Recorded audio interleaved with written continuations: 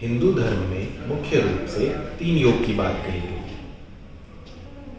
ज्ञान योग, भक्ति योग और कर्म योग। ज्ञान योग का अर्थ है ब्रह्म प्राप्ति के लिए की गई हुई ज्ञान निष्ठा की साधना, ब्रह्म के असली रूप को पहचानने की कोशिश। भक्ति योग का अर्थ है प्रेम और ईश्वर के प्रति निष्ठा, सृष्टि के प्रति प्रेम और निष्ठा, सभी प्राणियों के प्रति सामना। कर्म योग का अर्थ है निष्काम भाव से कर्म करना। यह हमें अपने अंतरात्मा के प्रति जागरूक करता है, न केवल आज के उद्देश्यों बल्कि जीवन के उपरांत सारे कर्मों के बारे में भी एक पूर्वाभास देता है। असल में यही वह योग है जिससे हम ईश्वर की प्राप्ति कर सकते हैं। आइए हम आपको एक काल्पनिक चलचित्र दिखाते हैं।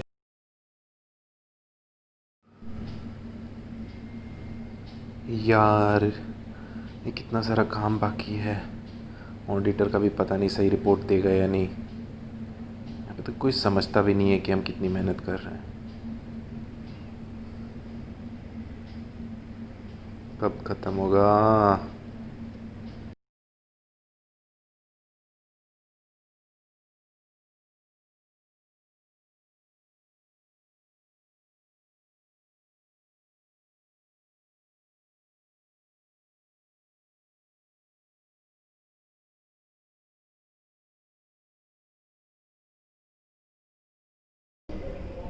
हे केशव, मैं कैसे अपने सभी कार्य सफलतापूर्वक पूर्ण करूं?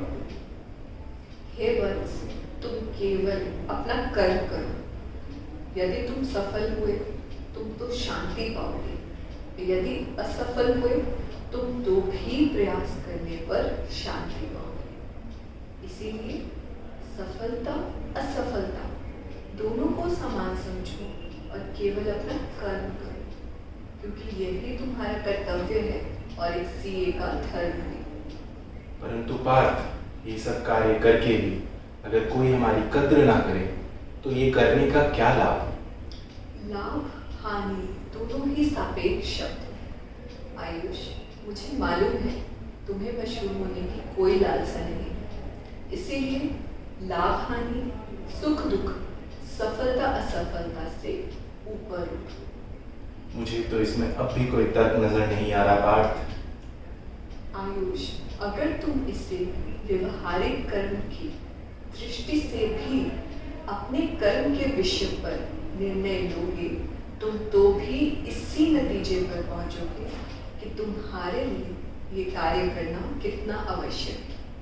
यही निर्णय मैं नहीं कर पा रहा पार्थ। तुम ये निर्णय इसीलिए नहीं ले पा रहे हो क्योंकि तुम इसे व्यक्तिगत लाभ और व्यक्तिगत हानि की तुला में तोल रहे हो। यही तो मोह का बंधन है और तुम्हारे शोक की जड़ भी। इसीलिए तुम्हारे मन में तुम्हारे कार्य की आवश्यकता के प्रति आशंका ना तो तुम्हारे हित में है ना ही समाज के। ये शोक ना तो वर्तमान के लिए शुभ है ना ही भविष्य के लिए। इसीलिए तुम लाभ और हानि की इस कामना में ना भटको, केवल कर्म करो। कर्म तो अपने आप में ही पुण्य है, पवित्र है और कल्याणकारी भी। कर्म तो स्वयं ही अपना फल भी है, इसीलिए इसमें अपना हित मिलाकर इसे अशुद्ध ना करो। केवल निष्काम कर्म के मार्ग पर चलो और कर्म फल की इच्छा ना करो, क्योंकि वो तो तुम्हारे वश में है ही नहीं। इसीलिए हे वत्स, तुम केवल अपना कर्म करो।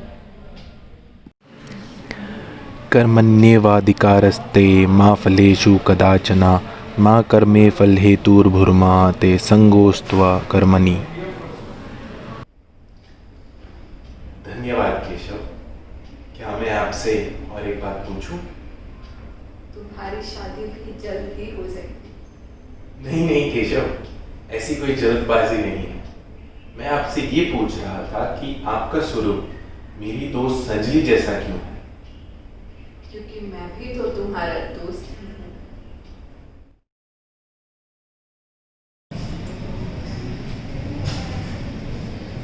आयुष, क्या कर रहे हो?